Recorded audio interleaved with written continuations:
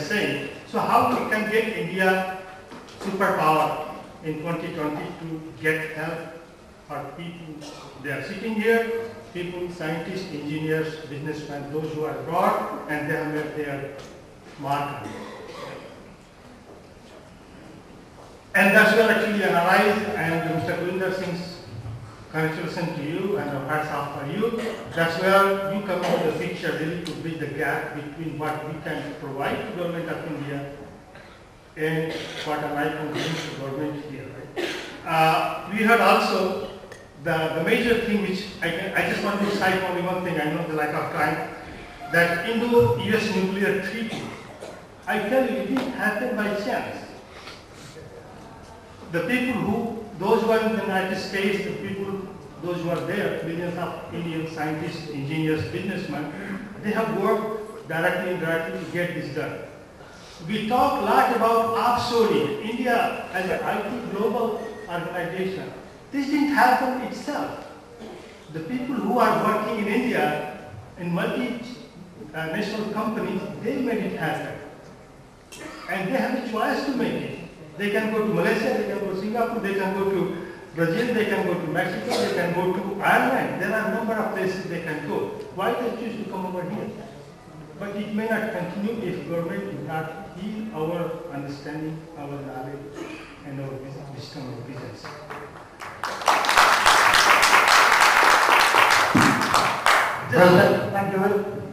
Just one small thing here. Somebody said yesterday, in Indian university, there is an Ivy League or private university, there are 85% professors. Let me tell you, these professors, they don't sit and teach one. They also talk about how India can succeed. What India needs to do, listen to these professors and listen what they say. How they can really get the benefit of these professors, what they have spent their lifelong developing this knowledge, technology, and understanding, how really we can take this and make India a superpower in 2020 and wherever we want to be seen. Thank you again for listening. Well, thank you very much, Dr. Madhu Singh. The next speaker is Mr. Vanaraj Sarvaiya, National Chairman, Hindu Council of Kenya.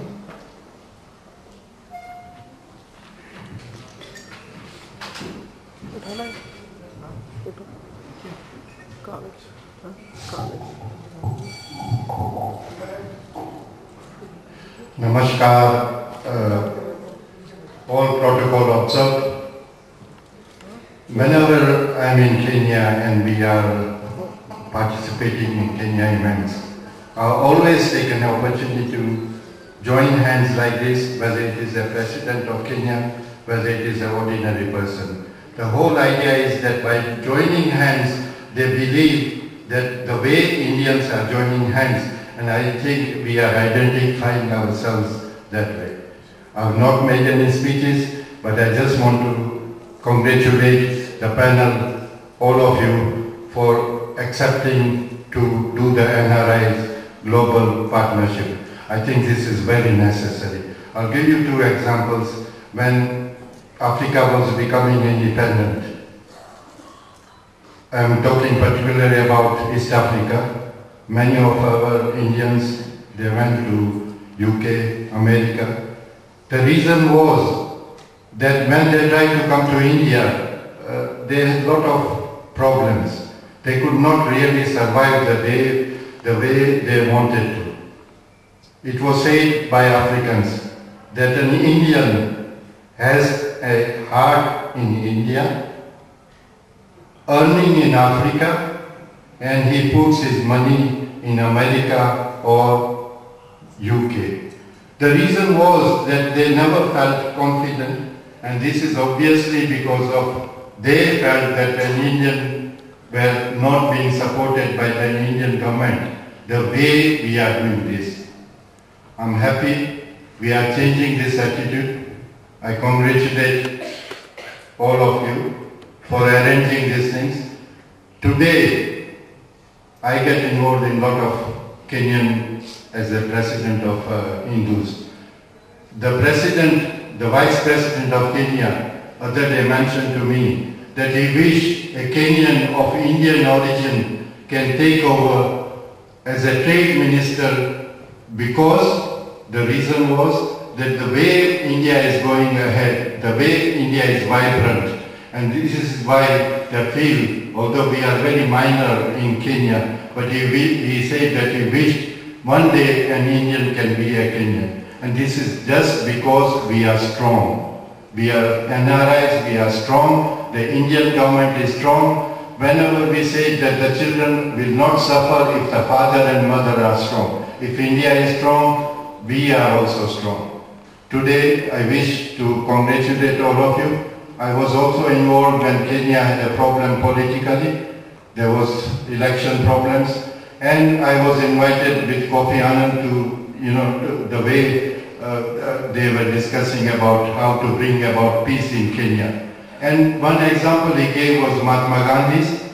Another example he said that you Indians are tolerant people.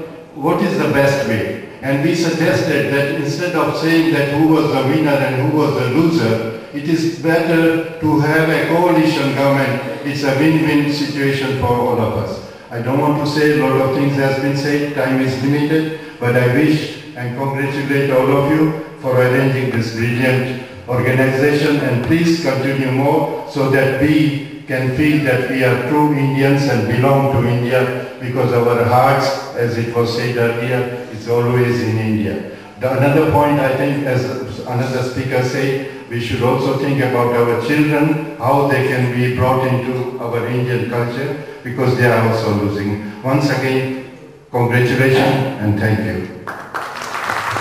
Well, thank you very much, Mr. Vanraj. The next speaker is Mr. Sumit Arora from Netherlands.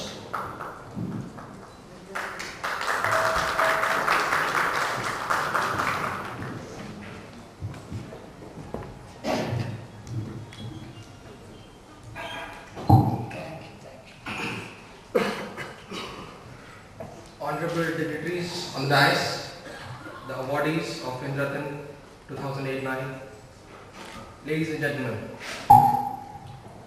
I stand very humbled with honor and pride to address such a high-powered gathering. There is not a scintilla of doubt in my mind when I say that India will be a superpower. But yes, I have my reservations on the time frame. Why I say yes is because there is a point which is still left untouched since yesterday, that the median age of our population is 28 years. That means we have the highest working population, which is young, dynamic, vibrant and productive. But ladies and gentlemen, the reason for the reservations on the time frame comes because on the other hand, it is very correct that we have seen a decade of 7% or more growth. But yes, it is not the growth in the double figures or 9% or 7% which will get us to be a superpower. What we need is holistic development. Development needs to touch each and every part of the society in India. The question here to ponder upon is, did the development touch the person who is serving coffee to us in this event? Did the development touch the domestic help at my home? Or did the development touch the chauffeur who drives my car?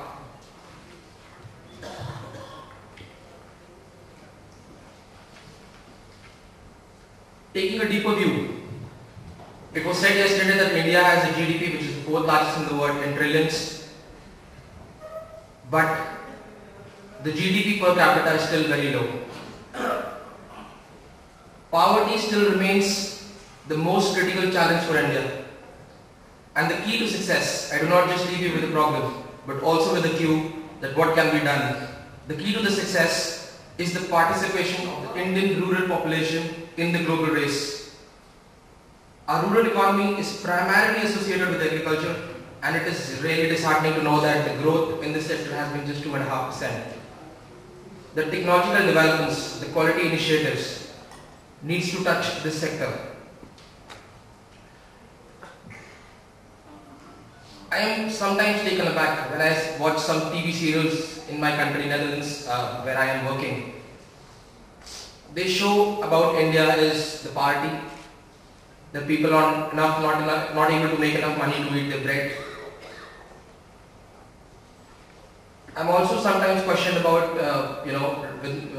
by my friends who are of foreign origin, that despite India has such a global and strong point of view, but your voice is not that prominent on the global map. So what I tell them is, I'll say that in a Urdu couplet.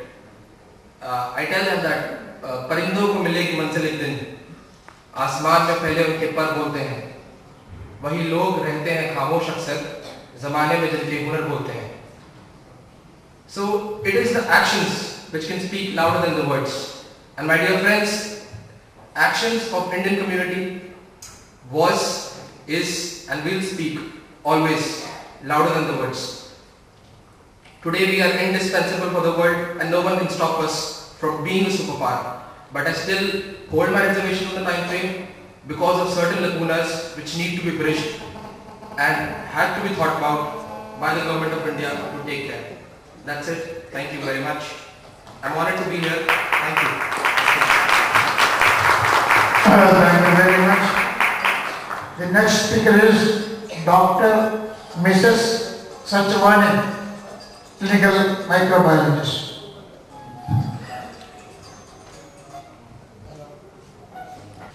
Distinguished Chairperson Dr. Krishnamurthy, Dr. Guru Singh, dignitaries of the dais, and my dear friends.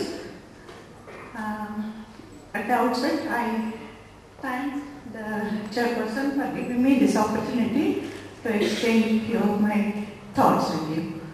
I'm sure all of us have a story to remember and recollect the situation which made us leave the country and go to a different country.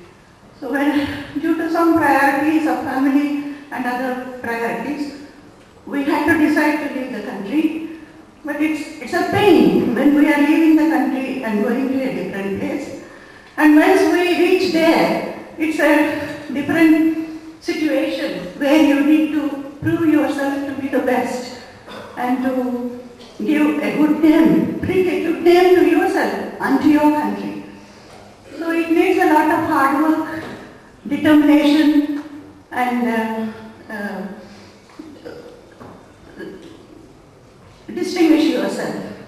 So at the end of that,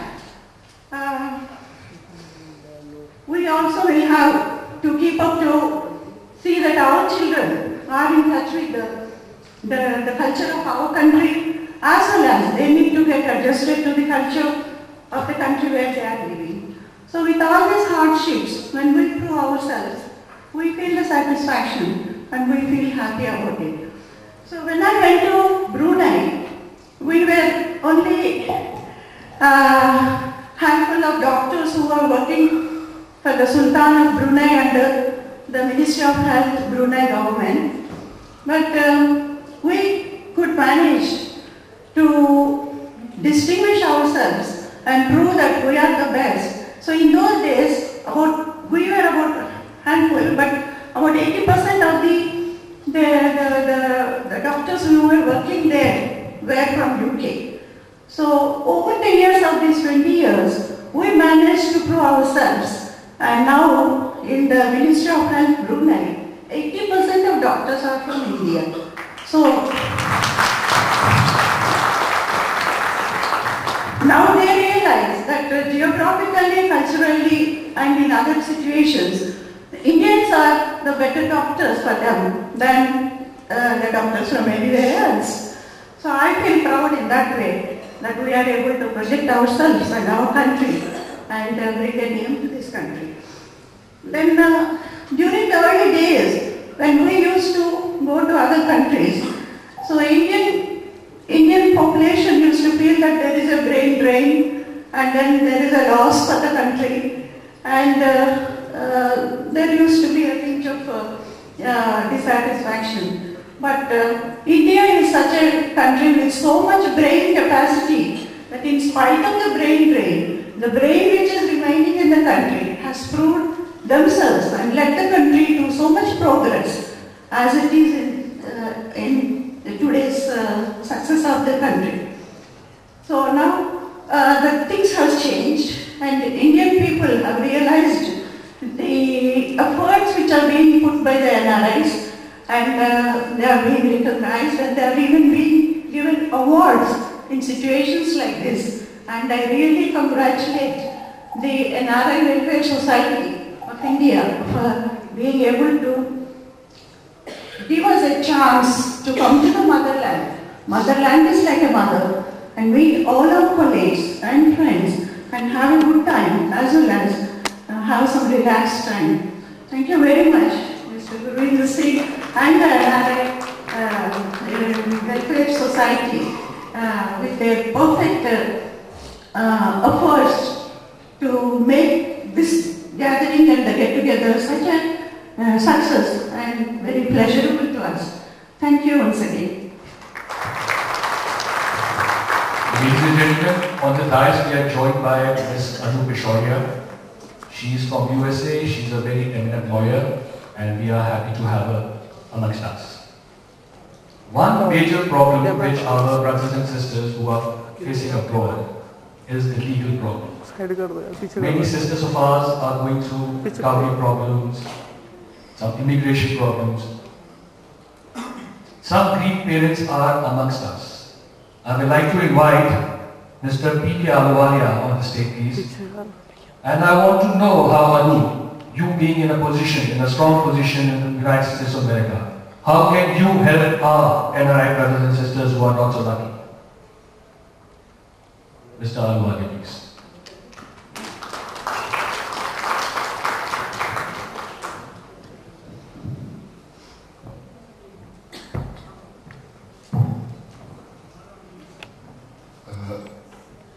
Chairman of the session, Dr. Krishnamurthy, Mr. Gurvinder Singh, and other dignitaries on the dais, ladies and gentlemen. I should have been here actually for a different purpose, but circumstances have brought me to a situation where I have come to you on the issue that is being expressed by Mr. Gurvinder Singh. I have been chairman of several public sector undertakings in the Government of India, and I have also worked for the richest steel industry in the world as President Director for quite many years. The number of days I spent abroad for my travel for business reasons is probably not as much as the NRIs have, but very close to that. So I am exposed to the international situation sufficiently for my professional reasons. I am also closely associated with various social causes, A, empowerment of women, B, training of tribal children with various NGOs in India. And at the moment I am also associated with a political party for framing the industry, economy and labour policy for the country. On the front of NRIs, I have a serious problem to bring to your kind notice and seek your assistance, especially from Madam Pishoria and others who are here who would like to see that the Indian women who are married abroad don't face these problems. I will bring a very specific issue since it relates to my daughter, but similar issues are there for a number of women in that area which I have seen for personal myself. There is not only harassment, there is not on economic, social, emotional and other fronts with these women through use of US law. There is also gender discrimination. Most of these girls suffering are those girls who have probably 2 daughters. They get into this trap because of the law. What is the law? The law in your country, in USA, in particular, Portland in Oregon, is a no-fault divorce law. Now how the things work? An NRI boy comes to India, marries a girl from here, takes her away on the H1 dependent visa. When she goes there on H1 dependent visa, she is not entitled to work, even though she may be professionally well qualified, she must have been working here, earning her own living. After going there, when she gets into the family way, the pressure builds up to get more dowry, to get more advantages financially and otherwise. But she cannot work because of it. As things go by, she has a daughter. And when she has a daughter, she is limited with this difficulties of emotional and personal. She cannot do anything about it. in due course they get a citizenship. And the daughter tolerates, she manages, somehow she has to go through all this to survive and to keep the relationship. Now when the citizenship is obtained, the NRI is in a great commanding. Citizenship is for both, for the girl and the boy, and probably 2 daughters. Now he says, I file for no for divorce. And there is nothing in the hands of the girl there. Because it is very conveniently accepted by the court. Probably the lady judge sitting there is also divorcing. The school teacher is also divorcing. And the lawyer probably is also divorcing. I mean, I respect that. I don't say it can happen. Divorce can be a normal feature. But what is happening here is that because of this US law, dwarfing the Indian law, she filed a complaint here in 498A or 406, the Indian police, the Indian judiciary, and even the Ministry of NRI feels totally helpless. Although they have all cooperated. They issued letters, they sent letters to the Indian ambassador in US. They have sent the letters to the consular in US to take action. This girl cannot come to India because of the passports being under the seizure of the lawyer of the husband. Now what does she do? Last 1.5 years she is not been able to come to India. She cannot come to India for the next 20 years till the daughters grow into everything. What does she do? She cannot meet her parents. She cannot get any economic support. The lawyers have, for every paper they read of the support she gives for her case, charge her $2. Where does she get from? She is not working. So completely emotional, economic, social and physical harassment at the hands of this because of this law. Can Madam Pishoria, with the support of the Indian judiciary, take this specific case in particular? But I stand for all the girls of that kind. And I know at least 30 cases in Portland and probably ample number of cases in the entire other states in 90 states. My daughter is today without any penny with her. The money she had, I have given it to her to survive in that case. The judge does not recognize what is Sridhan and what is the dowry that the boy enjoyed when he was here, whenever he came here, which he got from us. All that is here with his parents. Parents have absconded to the United States. They are very much there. And the boy has left the house and stayed there. Now can you tell me, if this continues to happen, this thing was shown in a program of IBN 7 also. And the whole thing was put. There are many girls suffering from this. My request here, I thank Mr. Gurinder Singh for being so nice and so kind when I went with this problem to him to take up the issue on behalf of the Welfare Society of the NRI Welfare Society of India. He went to such an extent, I was very surprisingly happy that he wrote a letter to the concerned judge in Portland that we have investigated everything here. We know this boy is at fault. We know when the girl is being taken for, she's been brought into the legal ambit somehow, and therefore she can do it. So please don't take any decisions until the decisions come from the Indian police and the Indian judiciary. But the judge totally ignores that and gives a judgment 10 days after that, saying we will not take any cognizance of these papers at all. An NGO for women empowerment also wrote similar thing over there, which said we verified all the facts over here, that all the crime was done in India, and still the judge refuses to take cognizance of that. So what does he do? Probably my daughter with her 2 daughters has to commit suicide. So my request to all those eminent, successful people here is, as a test case, please take up this case. So not only that my daughter gets out of this difficult situation, even other girls in a similar situation there will pray for you in case they are able to get out of this situation with your support. Thank you very much.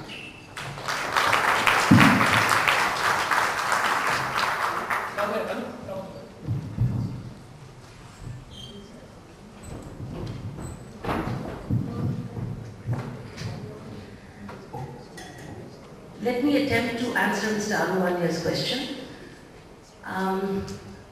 Actually, when I went to the United States from India after practicing in the Supreme Court, I had done a lot of cases on women's issues in India. And a lot of policy decisions had changed at that time and things were moving in the right direction in India for women. But when I moved to the United States, I saw a very bad picture over there regarding the immigrant women.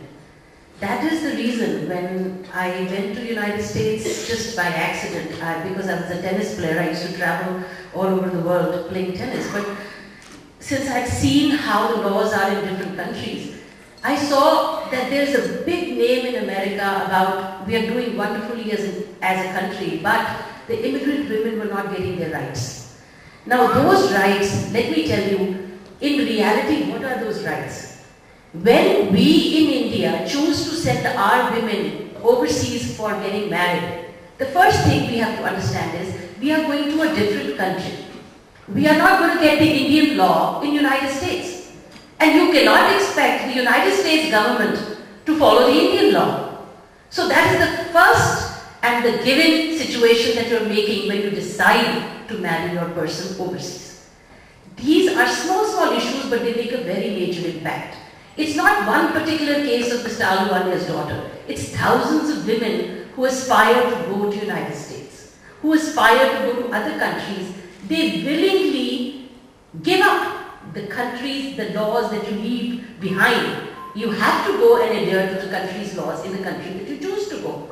Now, once you decide to go there, then you need to have the knowledge of the laws to the country you are going to. So how do you have knowledge of the laws? Well, right now there is the internet. You can research each and everything over the internet. You will know what is an H-1B visa to the United States. H-1B visa clearly says that only the person who is the H-1B holder can work, and the dependent H-4 does not have right to work.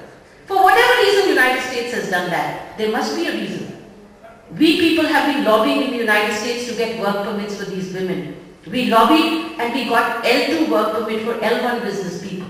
And today the L2 women can work in the United States. But H4 has still not come. There are thousands of people who go from the whole parts of the world to the United States. H4 is a visa like that, but there are other ways of getting work permits. You have to try to transfer your H4 to any other visa as soon as possible as you enter the United States. For that, to be working in the United States, you need a bachelor's degree minimum, because they want people who are educated. They want those people to be working. They don't want the American class which is not educated. They don't want you to compete with them. So they want you educated people. You are going for that reason. Go and get a job, at least minimum get a bachelor's degree and go. So that you can work. So you can always convert your H4 to H1. Remember that, the girls in India. Secondly, convert your visa, get into a work status, get into a work environment from day one. Do not sit at home. If you are forced by the men folk, as we say in India, you are forced. What can you do? Because you are having children, so you cannot do anything. Let me tell you, there are two more visas in the United States. One is called a U visa, another is called a VAWA petition. It's called Violence Against Women's Act. If you utilize the VAWA Against Women's Act, you can file a petition straight to the United States Authority and get a US citizenship, US green card right away on the basis of domestic abuse by men. It's much easier to get a VAWA there, let me tell you, than getting a 498A in India. Because in India, in women's cell, they feel that women are just telling false cases. So there's a lot of bargaining I've seen in the women's cells here. Whereas in the United States, a man cannot even touch you. Even if you say that a little spoon has been touched on you, the man goes out inside for a $50,000 bail. And he cannot get out. So there is protection there also for you. There's protection for U visa. That's one of the reasons. When I went to the United States, I thought, what can I do for my own country in the United States? And I decided to start a legal aid organization, which is called Seva Legal Aid, and I try to promote and help immigrants who move to the United States or move to any parts of the world on how to adjust to the new country and how to observe the laws. And last time I noticed this exact problem of the NRI women, and that's when I wrote a book on immigrant dreams. This is actually real life stories of women who have actually gone in different circumstances from India and various parts of the world to the United States and what they encountered. This is like an eye-opener for people in India to read, and at the back of all the book is the laws, how to enact these laws and how to understand. That will teach you before going and after going what to do. And what Mr. Ahluwalia particularly said on his own case, let me explain, international law is now developing. The Hague Convention has come, but it is coming very slowly. I particularly interpret laws in America for the judges in these regards of international law, and I'm one of the very few international lawyers in America. So people come to me for advice on this exact similar issue. The problem is that we do not have still a real Hague Convention which says that the laws of India will be applicable in America or they will be vice versa. There is no such issue. That is the reason that the US judges just throw out your judgment of Indian Supreme Court, and that's why Indian Supreme Court does the same. So therefore, it's very important that we all push for at least a corresponding duty on either of the courts to look at the reasons behind every judgment or if terrorism takes place outside the country. These are the international principles of jurisprudence which need to be developed, and that's exactly what I do in the United States. Immigration and jurisprudence and international law, this is now developing. This is what we have to promote, and that's how we will understand. So remember, before we leave the shores of our country, and if we are going to any other country, we have to appreciate the laws of that country. We cannot say we want Indian laws to apply there. So therefore, please read the laws before you go. And once you go over there, then try and understand the system, because you've already gone there and you've already become a US citizen. Now you have no choice, then understand that system and try to get the best out of that. This is the motto we must all learn before leaving the country, and we must make each and every person in this country aware about these laws. And I would work all relentlessly to do this as many times as I can.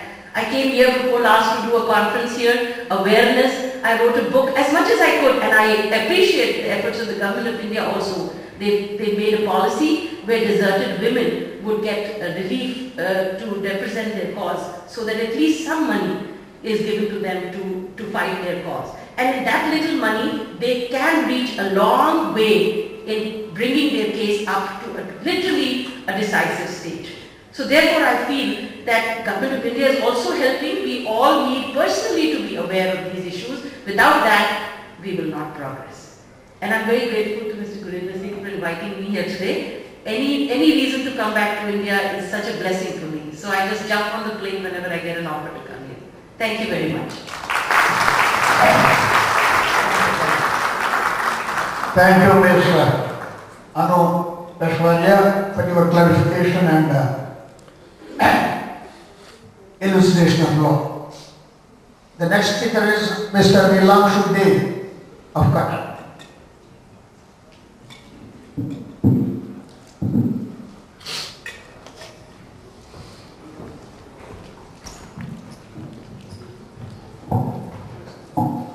Honorable Chairman, Dr. Krishnamurthy, Mr. Gurinder Singh, Secretary General, dignitaries of the dais, my fellow NRIs, ladies and gentlemen.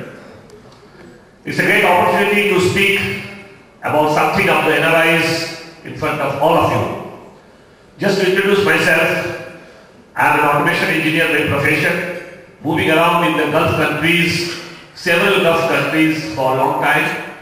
Presently I am in Qatar, in oil and gas company. But today I will be expressing few of the highlights for which the people cannot come to this type of conference. Just to tell you about the facts, the NRIs, India is the exporter of the manpower's workforce. I just tell some figures. I may not be very correct like Dr. Krishnamurthy yesterday told, but the NRIs workers who are in the Gulf countries, in the Middle East countries, is more than 20 lakhs of people who are in the Middle East countries, who go for a work on a labor, like a bonded labor, and their salaries are in the 3 digits of the local currency. So they are definitely not like you and me. How do they got exploited, and what are the real problems, and what we do for them? That's my main topic for discussions, and we need the help of NRIs, associations also, welfare society, to do something. I can tell you that the amount of the remittances they send to their home country, which is India, is more than 10,000 crores in a year, only from those peoples who are those level of the underprivileged workers in the Gulf countries. Now what happens? How they go here? They go by the help of through some agents in the Middle East countries, by the various companies who are already blacklisted by the local Indian embassies in Gulf countries. But still, due to the various ways and means to recruit those people, they are trapped and they are committed to a higher salary, higher facilities to go and work there. So when they land there in the various countries, starting from Saudi Arabia, Bahrain, Kuwait, Qatar or UAE, anywhere, I've been to all the countries, I work there. So what they have, that the local employer denies to give this salary and denies to give those facilities which has been committed to him, and gives by force a signature on the local language, in Arabic language, a contract paper, which tells that you will be given this amount of salary and this is a facility. So you cannot go back, because the man who has just entered, he cannot go back until he is as a resident permit due to the immigration problems. So he had to stay here. He had to work for a few months. Then they find the problems that the minimum infrastructure facilities which a labor in India working anywhere, they are getting, but they are not getting in those countries which they expected to get much better dream once they go out of India, in those foreign countries. So what they do, they run away from those sponsors, from those companies, and where to come? The Indian embassy of the local place. The Indian embassy of the councillor's office, they come away and they lodge the complaints. But Indian embassies are also very hardly pressed in those countries, because we are not having the US or the UK level of the country's image to those countries, because mostly our people are 80% of the underprivileged workers, if you see. Though Indians are very well highly placed, my other speakers have told, and I am also agreeing, that very well placed Indians are top, but how the numbers, if you see the total percentage of the Indians, NRIs in those Middle East, 75% peoples are the workers level people also. They are also Indians, they are also like you and me. So what we do in Qatar, I don't know about the other countries, we have a very structured organizations under the Indian embassy, which is known as Indian Community Benevolent Fund. And this is an official body of the government, of the embassy, who supports all these people by the various ways. What happens when the people run away from their sponsors, from their employers? They come to the embassy and finally the embassy has no right to keep them. So they send it to the deportation center or the jail to deport them from the sponsors. Because in various countries you need an exit permit to go out of the country. If I am also coming out of the country, I need an exit permit which has to be signed by the sponsor or the employer. So unless that is there, except UAE, this rule is not applicable. So what happens, those people are going to the deportation center and the jails, stays there for years together to get a cost of a ticket to come to Bombay or Delhi. Who will pay them? Nobody can pay them. So these are the things. Government of India, definitely, we have represented various times to our Ministry of Overseas Affairs and Mr. E. Ahmed, Ministry of External Affairs, but things don't happen the way we think. So we as an Indian community has formed this type last 20 years back and try to support this type of cases, which is very often on coming to the things to serve the community in a better way.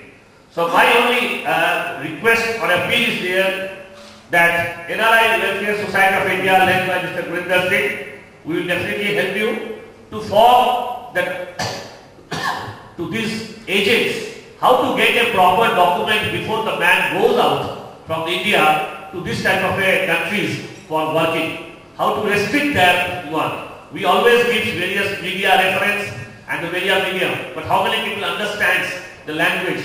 How many people understands the newspaper, follows the newspaper?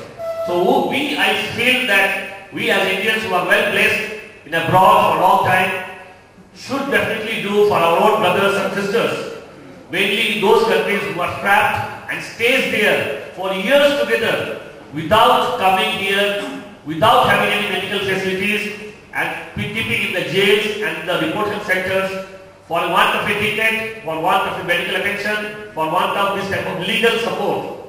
I just give that we have already approached the Government of India, NRI overseas divisions to provide the legal support. That is very important. If you and me are trapped with any case there, unless the case is resolved, you cannot temporarily move out of the country also. You may be a chief executive of a bank or you may be anything.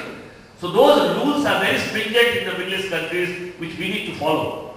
So we should provide this type of a support, and the people who gets out of the country, mainly the workers, should be screened at the immigration that is he having a proper documentations, proper visa, proper level of the salary, minimum salary is there or not, to check, which our other countries like Philippines and other people are very strict and they are adhering those things day to day. So why the Indian government should not do it? So with the NRI Welfare Society, I am just telling Mr. Gurinder Singh and the whole group that we are with you to follow this type of things so that we can help our brothers and sisters who has gone there and got trapped and years after years they cannot come to meet their family.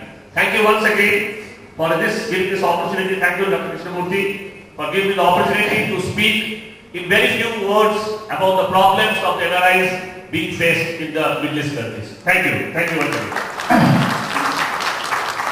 Thank you very much, Mr. Day. We are concerned with the problems of NRIs in any country.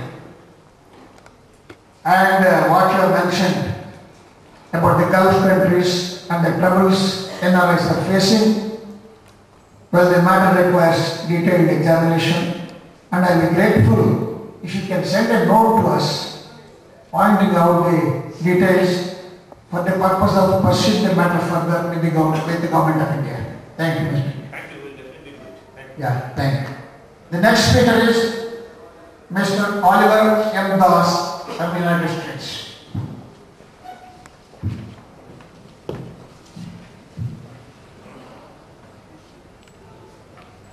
Honorable Chairman Dr. Krishnamurthy, dignitaries at the podium, and my fellow delegates at this 28th International Congress of NRI.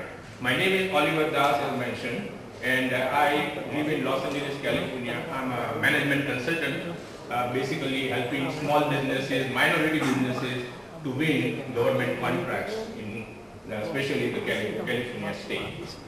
I want to thank NRI for giving me this opportunity to address this Congress. We are in this session to discuss the issues we face as NRIs. I want to draw the Congress's attention for the opportunities, not the issues, but the opportunities we have as NRI. We talked a lot about regarding investment, especially business investment in India. But yes, business investment is well and good. But what I'm going to talk about is investment in the lives of people of India who want us, who are usually the people who are poor, hungry, sick, disabled, destitute, orphans, and widows. A social worker who is working with people who are dying says, when I talk to these dying people, they do not regret about not having enough money, or they were poor, or enough success or not. They are not regretting. These dying people say we do not regret those things. We do regret though one thing, that we wish that in our life we could have helped others more. So this was the regret, and I want to draw the Congress's attention that we should not be regret in this case too. A lady, a filthy rich lady writes to her pastor, a religious leader, that I am very, very rich, but you would be surprised that I am the loneliest person in the world. This lady who has all kind of money, saying that I am feeling loneliest in this world, in spite of all this money. And what does this pastor do? You know what he did? He wrote her back and said that share your wealth. Share your wealth. And after a month, this pastor received a letter from the same lady saying that you will be surprised that I did what you told me to do, sharing wealth, and I am glad to say that today I feel that I am the happiest woman in the world. So my brothers and sisters, this is very, very important. Yes, receiving is good. We are talking about yes benefits, me. You know, many times we do that. Not in this, but this is like our human nature. But please remember that giving is more blessed than receiving. So we should be concentrating on those things. The late president of USA, yesterday I heard from one of the dignitaries, the late president of the United States, John F. Kennedy, said in his inauguration address in 1961. We just heard about Obama's inauguration address, but this one was told by John F. Kennedy in his address that think not what your country can do for you, think what you can do for your country. So this is very, very important. And I'm challenging the delegates of this 28th International Congress of NRI to become not NRI as non-resident Indian, but I'm challenging all of us to become new righteous investor, NRI in a true sense. And I'm sure that we are put in this position as NRI for God's plan and purpose. And I'm sure that if we become this new righteous investor, God will take us to the next level. I'm a cricketer and I know cricket, Kapil Dev very well when I lived in England for 11 years. And what I do that I sponsor 18 cricket teams in Gujarat. I'm in USA, 10,000 miles away. But because being a cricketer, I have love for cricket and I sponsor 18 cricket teams.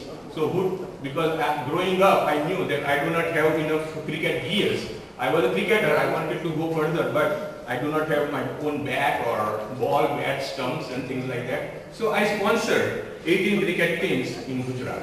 And so this is like very, very important that all of us, yes, we come to India, go for vacation, this and that, but I challenge all of us that we should think about the poor, needy, unfortunate people who are in need of our help. Let us not just talk about business investment, but we should talk about the investment in the lives of people. Let us take this concept, not only action, what I'm saying, or you are thinking that yes, we should help our brothers and sisters.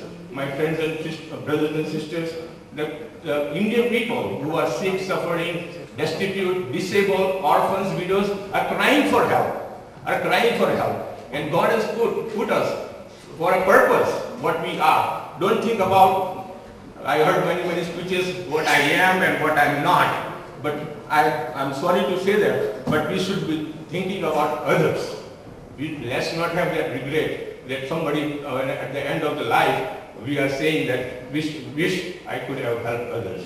So, and I'm challenging all of us. And I just don't want to, as I said, not put these words, but I want to put these words into action.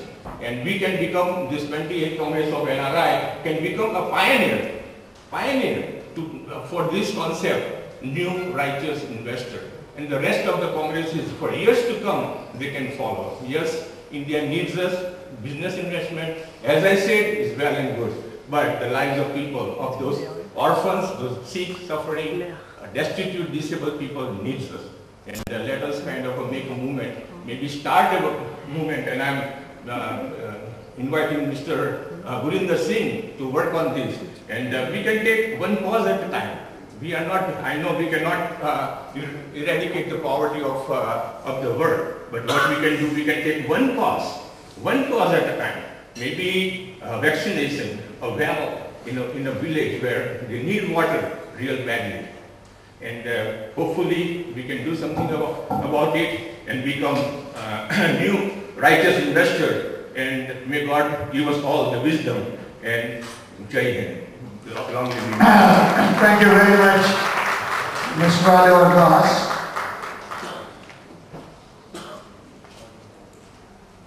Today, in this session, I got a list of 17 people who expressed their desire to speak. I mean, as a person who is conducting the proceedings, it's my duty to see that everyone gets the opportunity. Therefore, I request your cooperation. If the speakers on the list avail 5 long minutes, I think we will be able to accommodate all of them. So kindly keep that in mind. If it is more than 8 minutes, I will give a gentle tap. I hope you will not give an opportunity to tap the mic and mention the name. Next speaker is Mr. P.K. Koshi from Singapore. Then is Mrs. Deepak from Nigeria.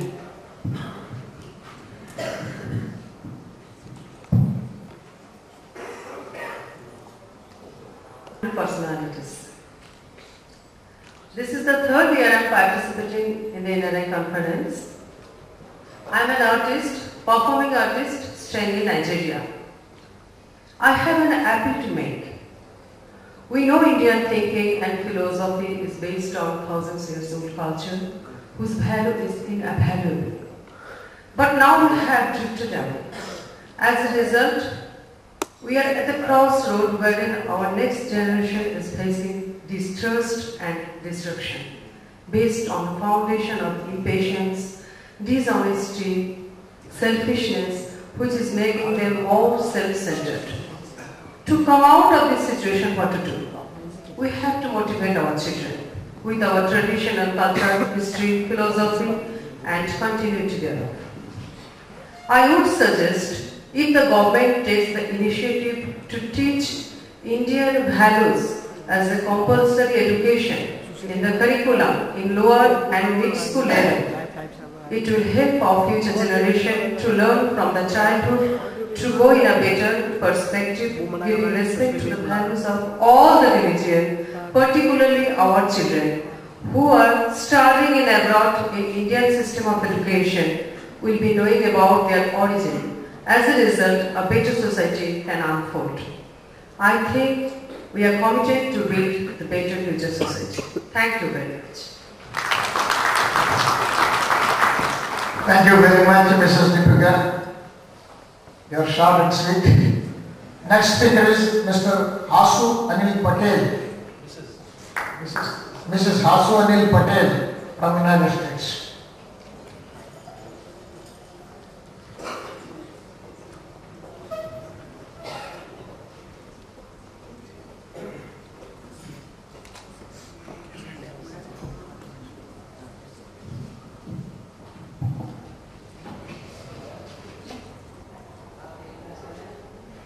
Namaste, my fellow sisters and brothers.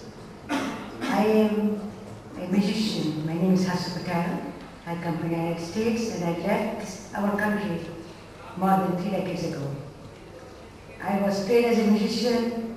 My mission is different than all previous speakers. It's a peace mission. My vision is that to share our classical music of India in every corner of the world. So, being a woman from Gujarat state, learned the music, came in the life of legendary Ustad Rag Khan Sahab, the sitar legend, and I just teach there in the college. I also perform in the world. I go to yoga ashrams, the sound healing conferences, the cancer societies where my music can heal people. To mention a couple of things, what I worked and it came as a blessing from above, that I got an opportunity to compose the music, our Indian music, for the Western orchestra. From the beginning to the end, I composed two sitar concertos and in the Detroit and in Houston in the United States. 2 orchestras played. I also played with them for 30 minutes about classical music, and that was the first time in the history of Indian music. Second thing, I always have a vision that our music should spread all around the world. So I became a member of International Alliance for Women in Music. It's an international organization where thousands of fine women musicians come and share their views. I became a member 9 years ago. Slowly, today I became a board member, so wherever music can be reached to every corner of the world. And in that respect, I collaborated with the Jewish women musicians wherever lullabies are being played in the world, today also at this time, anywhere in the world. So I think I'm just trying to keep this music alive.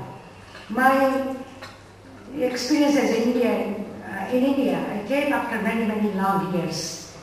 It is very sweet, and thanks to Mr. Singh to brought me here. Otherwise, without a reason, I would not come. So he gave me a reason to come in this country. I like to share also my feelings towards my work also. The work is not given to me. I worked very hard to reach everywhere. And now, today also, our Indian music is much more popular and acceptable. I must have taught more than 500-600 students, all are Westerners, and they are carrying my work around the world. I am Indian, I remain Indian. I'm also an American, but my roots are Indian. And Indians remain Indian wherever they go. I am so proud. Thank you, Namaste.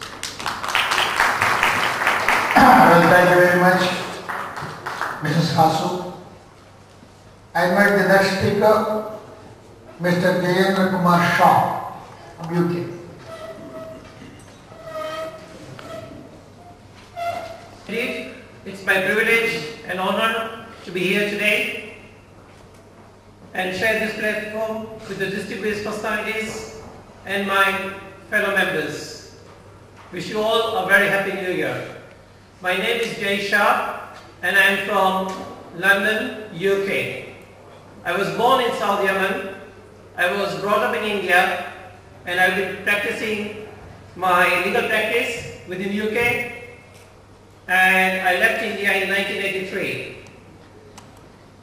I was invited by the ex-Prime Minister of UK, Tony Blair and Sherry Blair, for one of the reception where there were 350 attendees and I was one of the Indians who represented the community that I worked for at that point in time, which was mainly the Asian community. And at that moment I thought this is a journey and not a destination. And when I received the invitation from Mr. Gurinder Singh, it was just a recollection of the same thought, same emotion, that this is a journey and not a destination. And I'm quite grateful to the NRI Society for conducting such a nice event and for inviting me and offering me this award and also an opportunity. In UK, I have been working for charitable organization for nearly now 19 years. And my job role is to advise the people and also enable the people to access the UK legal justice system with no cost whatsoever. It is an NGO organization, it's non-institutional, there is no red tape, no bureaucracies at all. And that is what I do, advise the people with regard to the law of the land as mentioned by the lady here. When the people come or migrate from India, I inform them about the local training opportunities, education opportunities, get into the employment, the rules and regulations prevailing within the employment, the immigration law, the nationality, and also equally at the same time deal with the cases if they encounter any sort of problem, any sort of issue. I did hear about the case here about Mr. Luwalia, and the madam as well suggested with regard to the solution. Within the UK, the domestic violence is very much recognized and is also brought into the law, incorporated, whereby people get full justice, and on the basis of that, they are allowed to be given the indefinite leave to remain in the UK. And this is a major contribution of the organizations which I work for and other organizations within the UK. And that is what I do, and that is what I did. Currently, from last 1 year, I have been working for Maggie's Cancer Caring Center for a different cause. Previously, I was working for the Indian. We see NRI Welfare Society here recognizing the same potential and also awarding those people who are already here today to be awarded this evening. So it's a wonderful task they have been doing. What I would like to do, and I would like to invite Mr. Gurinder Singh for that, to set up organizations here in India whereby people can seek legal justice with no cost. As a result of the cost elements, people are not able to knock the door of the court, they are not able to go for the judicial review because of lack of awareness, lack of education, lack of opportunities, lack of finances. I would be there to support and also be physically present to the forest, come for workshops, educate the people, make them aware about their legal rights, and also do whatever I can in every capacity in all respects.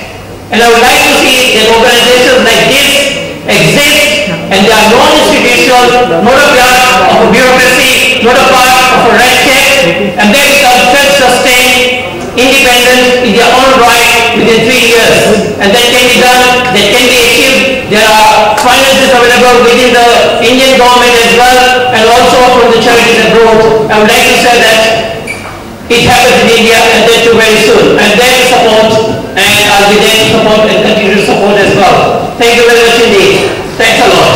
Thank you, Mr. May I invite the next speaker, Dr. Hazara, United States.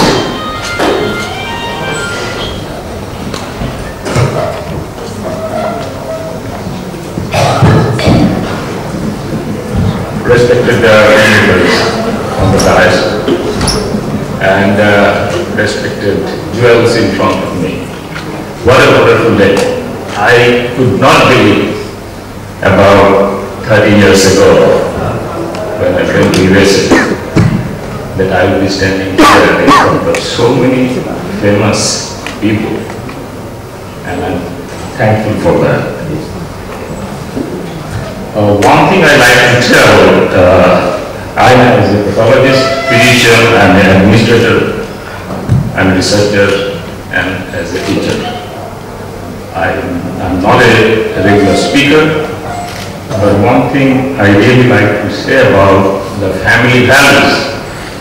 I see our theme is the global partnership. The family values, the reason I'm telling that, because we all sacrifice our parents for their children, and that's the main reason why all the Indians, I think, they're so much successful abroad. And this is something different that we learn in India, some special thing we learn in India, and then we export in a foreign country and apply that in a wonderful location. All of those mothers and fathers here in front of me, they will definitely recognize what I'm talking about, how many hours and months you spend for your children to be successful. And I'm telling that because my wife didn't come, and because of my son, who is almost being matured to be the lectures for the college. And Delhi is always exciting to me. It's a very wonderful place which gave me an opportunity to go out. This is the place.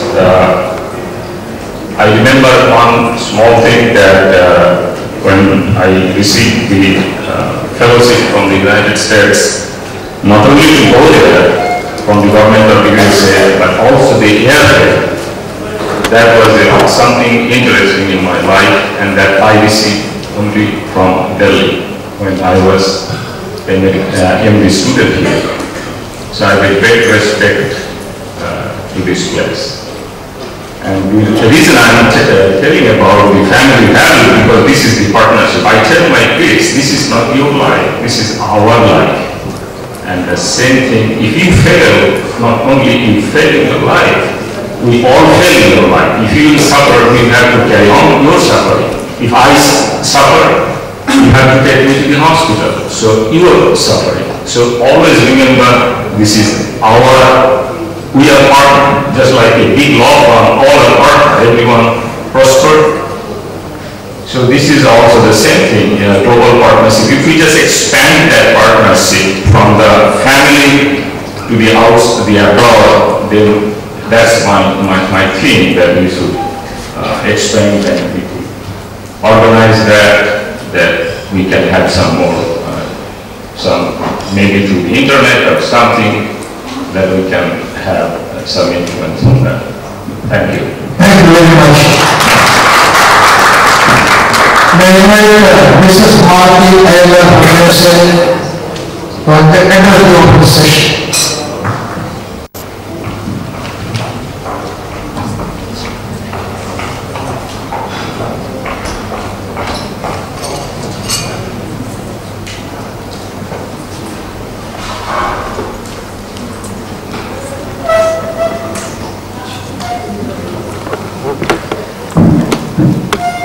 Namaste and greetings to all of you and to the distinguished panelists and delegates, ladies and gentlemen. I thank the NRI Society, Mr. Singh, and all the committee members for giving me this opportunity and for the recognition that they have bestowed on me. I'm an artistic director of Rangoli Foundation based in Los Angeles, California. We're engaged in teaching Bharatanatyam dance, music and culture to Los Angeles communities, producing, performing and choreographing all over the United States and Canada and India as well, and travel as a company. I just wanted to share some thoughts about how important it is for our second generation Indian children and American young people who have been inspired so much to learn Indian music and dance in the United States. Several teachers pursuing Kathak, Odissi, Bharatanatyam classical dancers have worked for over 25-30 years to keep the dance schools alive and teach and impart the culture of our heritage in our country to the children over there. And it's been such a grounding and a very divine experience for those youngsters. And many organizations in Pittsburgh and Cleveland, like Cleveland Cultural Aradhana Committee, the 70 new temples who host and regularly conduct music and dance performances. And if it was not for all of those opportunities created by those organizations, for the traveling musicians and dancers from India and local, it would have been very difficult. Because this is the spiritual and the divine grounding that is there in our classical art forms, which is why they survive and exist.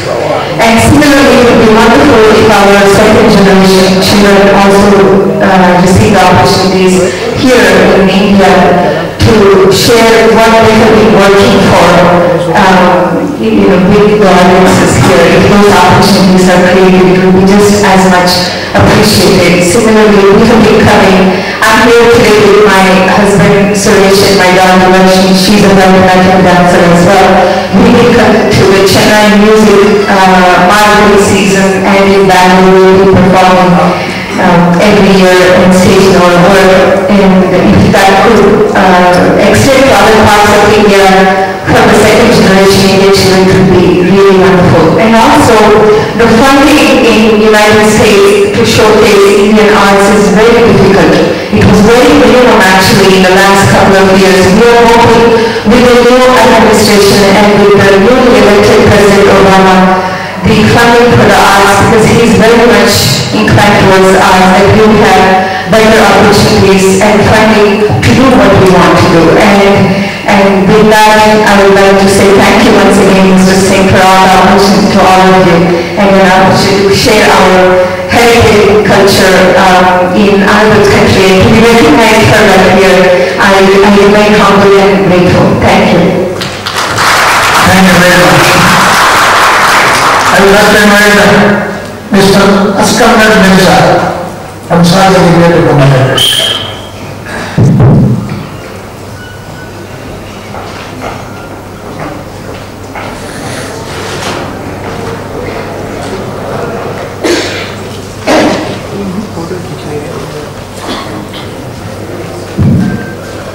Ladies and gentlemen, good evening. Sorry, good afternoon. Well, it's a privilege to speak in front of such dignitaries sitting here. It's like a small meteorite, trying to shine in front of stars. So, it's a privilege for me to speak to a group of intellectuals. We may get a group, we may get a lot of groups, but to get a group of highly educated intellectuals to speak to is definitely an opportunity, which I don't want to, I didn't want to miss. I gave my name in the last to Mr. Brinder Singh, and thanks to him, he accepted my offer. Well, a lot of religious talk has been taking place, so I just want to put a question to you people, as to why human beings are so important, what is so special about them? Anybody?